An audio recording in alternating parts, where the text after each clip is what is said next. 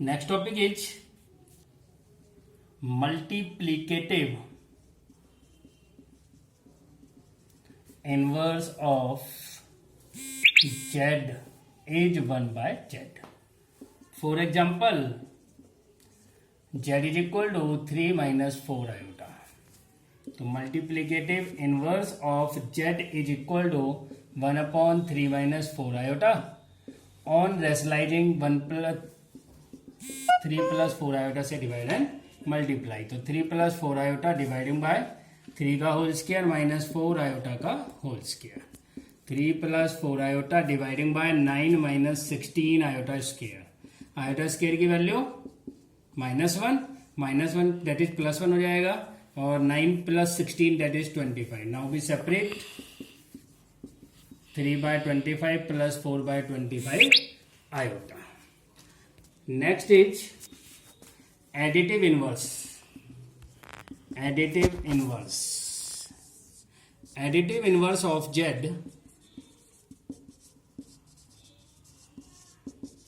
is minus of z. For example, find the additive inverse of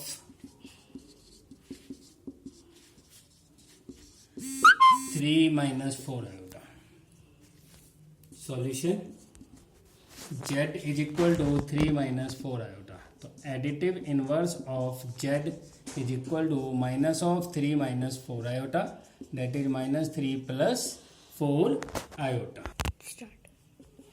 If x plus iota y की whole power 3 is equal to u plus iota v, then prove that u upon x plus v upon y is equal to 4 times of x square minus y square. Solution. ये value हमारे पास given है. तो सबसे पहले देखो इसमें cube वाली value आ रही है. तो इसका मतलब क्या है कि हम क्यूब को एक्सपेंड करेंगे. जब हम क्यूब को एक्सपेंड करेंगे तो वैल्यू क्या आएगी, एक्स का क्यूब प्लस आयोटा वाई का whole cube plus 3 x square iota y plus 3 x iota y का whole square is equal to u plus iota v. X cube plus iota cube y cube plus 3 x square iota y plus 3 x iota square y square is equal to u plus iota v. Iota की power 2 और 2 से यदि ज्यादा है तो उसे simplify करते हैं. तो आयोटा स्केल की वैल्यू क्या होगी, -1. आयोटा क्यूब क्या होगा, iota square into iota that is minus iota. तो यह वैल्यू पुटअप कर दी. X cube minus iota y cube plus 3 x square iota y minus 3 x y square is equal to u plus iota v. तो देखो यहाँ पर मेरे पास दो टर्म्स हैं. एक हमारे पास रियल पार्ट है और एक इमेजनरी है. तो एडिशन में हमने क्या किया था कि रियल पार्ट को रियल पार्ट के साथ एडजस्ट करेंगे और इमेजनरी को इमेजनरी के साथ. तो x cube minus 3 x y square plus iota common ले लिया 3 x square y minus y cube is equal to u plus iota v. अब देखो दो कॉम्प्लेक्स नंबर इक्वल हैं तो equality of two complex number का कंसेप्ट यूज होगा comparing real and imaginary parts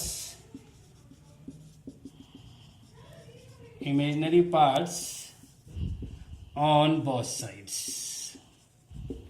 That is x cube minus 3xy square is equal to u, 3x square y minus y cube is equal to v. x common ले लिया, x square minus 3y square is equal to u. यहाँ से y common ले लिया, 3x square minus y square is equal to v. x को divide कर दिया क्योंकि मुझे यहाँ पर क्या प्रूफ करना है, u अपॉन x. तो u अपॉन x आ गया और 3x square minus y square को क्या कर दिया, v अपॉन वाई. तो हम मेरे को इन दोनों का क्या करना है, एडिशन, क्योंकि दोनों वैल्यू के बीच में प्लस का साइन है. तो एडिंग फर्स्ट एंड सेकेंड. तो x square minus 3y square plus 3x square minus y square is equal to u plus x, u upon x plus v upon y. तो u upon x plus v upon y is equal to 4x square minus के 4y square. दोनों में से देखो 4 common है, 4 times of x square minus y square. Hence proved. If x plus iota y is equal to z, कि हमारे पास z is equal to x plus iota y एक कॉम्प्लेक्स नंबर गिवन है. तो conjugate of a complex number which is denoted by z bar. तो z बार क्या होता है एक्स माइनस आयोटा वाई। मतलब हम क्या करते हैं, sign of iota is change. मतलब हम आयोटा वाली जो वैल्यू है, value sign of the iota, iota का जो भी इसके आगे जो भी साइन दे रखा है उसको चेंज करेंगे। यदि वो प्लस है तो माइनस हो जाएगा, माइनस है तो प्लस हो जाएगा।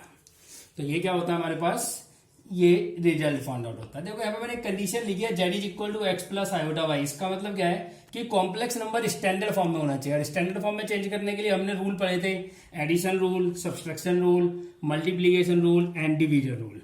For example z is equal to 1 plus 7 iota upon 2 minus iota का होल स्क्वायर। क्या करना है इसमें, find the z inverse, sorry z bar. तो सबसे पहले हम क्या करेंगे, स्क्वायर को एक्सपेंड करेंगे। स्क्वायर को एक्सपेंड करेंगे तो 4 plus iota square minus 4 iota, that is 1 plus 7 iota dividing bye iota square की वैल्यू -1 पुटअप कर दी, 4 माइनस 1 3 माइनस 4 आयोटा। इसे जो अपॉन वाली टर्म्स है उसे रेशनलाइज कर दिया, दैट इज 3 माइनस 4 आयोटा को रेशनलाइज करने का था, आयोटा वाली टर्म्स को साइन चेंज करके मल्टीप्लाई एंड डिवाइड कर दिया, दैट इज जो हमारा कॉन्जुगेट होता है। तो ऊपर वाले न्यूमरेटर की न्यूमरेटर से मल्टीप्लाई करी, 21 iota plus 4 iota plus 28 iota square dividing by 9 minus 16 iota square. Iota square की वैल्यू -1, अब -1 हो गई तो ये क्या आ गया 3 माइनस 28 प्लस इन दोनों आयोटा वाली टर्म्स को ऐड कर दिया एडिशन रूल से। तो और नीचे वाली वैल्यू आयोटा स्क्वायर की वैल्यू माइनस पुट अप करके वैल्यू क्या हो गई प्लस। तो 9 प्लस 16 इज इक्वल टू 25। तो -25 प्लस 25 आयोटा डिवाइडिंग बाय 25। तो रिजल्ट क्या आ गया -1 प्लस आयोटा। ये क्या हो गया जेड। अब मुझे क्या निकालना है, जेड बार। तो सबसे पहले क्या किया मैंने, इस वैल्यू को स्टैंडर्ड फॉर्म में चेंज किया। स्टैंडर्ड फॉर्म चेंज करने के बाद इसका रिजल्ट लिखा -1 माइनस आयोटा। तो ये मेरे पास क्या हो गया, जेड बार हो गया। बोलो properties of conjugate. First property है Z1 प्लस Z2 पे यदि टोटल पे बार है तो Z1 बार माइनस Z2 बार। सेकंड है यदि Z1 माइनस Z2 पे टोटल पे बार है तो Z1 बार माइनस Z2 बार। यदि प्लस है तो प्लस आएगा, माइनस है तो माइनस आएगा। तीसरा है Z1 इंटू Z2 पे बार, Z1 बार इंटू Z2 बार। फोर्थ है Z1 अपॉन Z2 पे यदि टोटल बार है तो Z1 बार अपॉन Z2 बार। यदि फिफ्थ है मेरे पास, यदि Z पे बार है तो वैल्यू क्या हो जाएगी, Z के इक्वल आएगी। और यदि Z की पावर n पे यदि बार है तो क्या बन जाएगा, Z की पावर बार की होल पावर n। ये हमारी कुछ प्रॉपर्टीज है जो हमारी कॉन्जुगेट में यूज होती है। Modulus of a complex number which is denoted by modulus of Z। इसकी भी कंडीशन है कि if Z is equal to x plus iota Y then modulus of Z is equal to square root of x square plus Y square, X square plus Y square. For example Z is equal to -3 plus 4 iota. तो modulus of Z क्या होगा जी, square root of -3 का whole square plus 4 का whole square, that is value क्या आ गई 9 plus 16, इसका square root of that is 5। If का मतलब यही कंडीशन है कि ये वाली वैल्यू स्टैंडर्ड फॉर्म में होनी चाहिए, तभी हम इस वैल्यू को सिंप्लीफाई करेंगे। जैसे हमने पिछले क्वेश्चन में किया था कि पहले उसे स्टैंडर्ड फॉर्म में चेंज करने के बाद हमने उसमें कॉन्जुगेट लगाया था, सेम इसी तरीके से इसमें अप्लाई करते हैं। तो इसमें कुछ प्रॉपर्टीज होते हैं जो हम यूज करते हैं। प्रॉपर्टीज, पहली प्रॉपर्टी है Z1 इंटू Z2 का जो मॉडुलस होता है वो modulus of Z1 into Z2। Second property है Z1 अपॉन Z2 का जो मॉडुलस है वो modulus of Z1 upon modulus of Z2। तीसरी प्रॉपर्टी है Z जो मॉडुलस है उसका जो स्क्वायर है वो Z इंटू Z बार। फोर्थ प्रॉपर्टी है Z की पावर n का जो मॉडुलस होता है वो मॉडुलस ऑफ Z की पावर n। फिफ्थ प्रॉपर्टी है Z का मॉडुलस माइनस Z का मॉडुलस और Z बार का जो मॉडुलस है वो तीनों क्या होते हैं, सेम होते हैं। तो ये प्रॉपर्टीज हमारी यूज होती हैं इन एनसीईआरटी। लेकिन कुछ दो प्रॉपर्टी और होती है हमारी जिसमें प्लस और माइनस वाली, Z1 plus Z2 in modulus is less than equal to Z1 plus Z2 का बार मॉडुलस। और नेक्स्ट प्रॉपर्टी हमारी Z1 माइनस Z2 पे यदि मॉडुलस है तो वो is greater than equal to Z1 modulus minus of Z2 modulus. Find the real theta if ये हमारे पास एक वैल्यू गिवन है इज प्योरली रियल और फर्स्ट पार्ट और सेकंड है प्योरली इमेजिनरी। क्वेश्चन है हमारे पास इफ, इसे लेट कर लेता हूं, let z is equal to 3 plus 2 iota sine theta dividing by 1 minus 2 iota sine theta.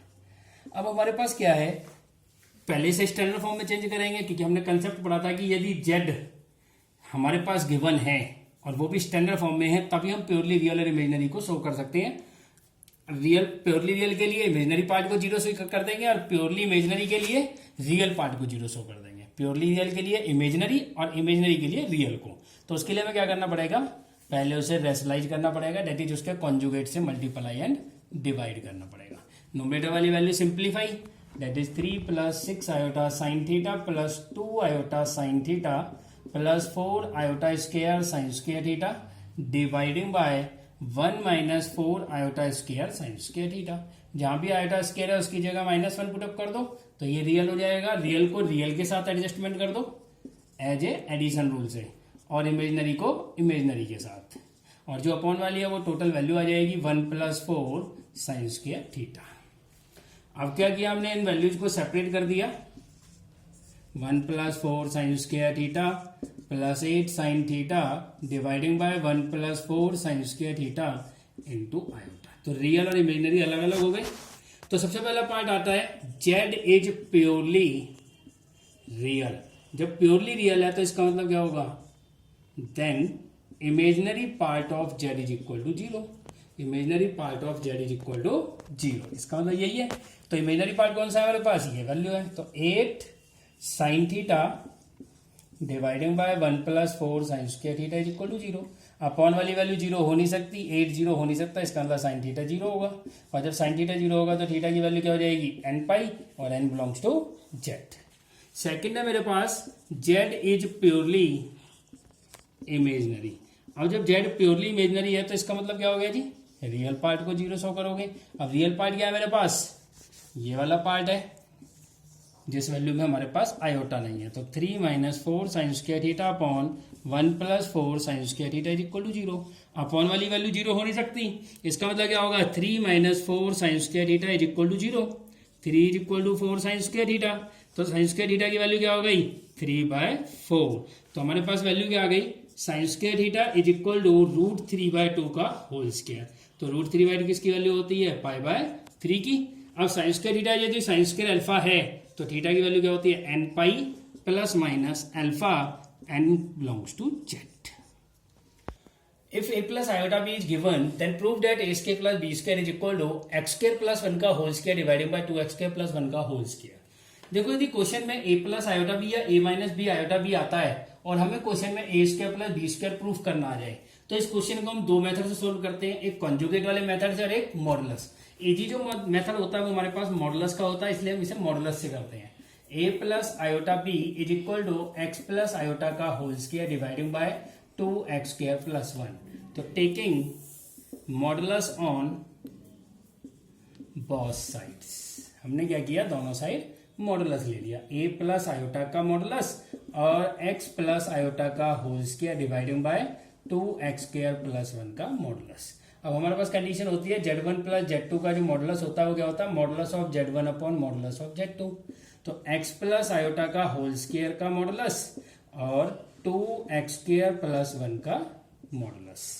अब हमारे पास नेक्स्ट प्रॉपर्टी होती है कि z की पावर n का जो मॉडुलस होता है वो z मॉडुलस की होल पावर n होती है। तो x प्लस आयोटा का मॉडुलस का whole square dividing by 2x square plus 1। और ये हमारे पास क्या है, a प्लस आयोटा b। अब हमारे पास इसका मॉडुलस क्या होगा जी, a square plus b square. इसका क्या होगा, x स्क्वायर प्लस 1 का स्क्वायर रूट और इसका होल स्क्वायर, क्योंकि आयोटा वाली टर्म्स का हम कोफिशिएंट लेते हैं। अब जो ये वैल्यू है देखो ये प्योरली रियल है और प्योरली रियल का जो मॉडुलस होता है वो प्योरली रियल का जो मॉडुलस होता है वो सेम होता है, या प्योरली इमेजिनरी है तब भी उसकी वैल्यू क्या होगी, सेम ही आएगी। तो हमने एज इट इज सेम उतार दी, इस वैल्यू से कैंसिल हो गया। Squaring both sides a square plus b square is equal to X square plus 1 upon 2x square plus 1 का होल स्क्र। स्क्वायर रूट में minus of A into square root of minus B is equal to root of A B. क्या ये possible है? ये possible नहीं है, क्योंकि जब हम अंडरवुड के अंदर दो वैल्यूज की मल्टीप्लाई करते हैं, जैसे under root X into under root Y है, और हम इसे इस वैल्यू फॉर्म में लिखेंगे, तो इसमें कम से कम एक वैल्यू नेगेटिव होनी चाहिए। दोनों वैल्यू नेगेटिव नहीं हो सकती है, तो दोनों पॉजिटिव होंगी या एक वैल्यू नेगेटिव होगी। तो उसके लिए हम इस वैल्यू को कैसे सिंप्लीफाई करेंगे कि square root of minus A square root of minus B, तो इसे लिखेंगे root A into root of minus 1 root B into minus 1 that is root A into iota root B into iota, iota into iota, iota square. अब देखो ये दोनों value positive है, तो इसलिए रूट ए बी और इसके रूट ए बी। तो इसकी जो वैल्यू आएगी वो किसके इक्वल आएगी? Minus of root A B.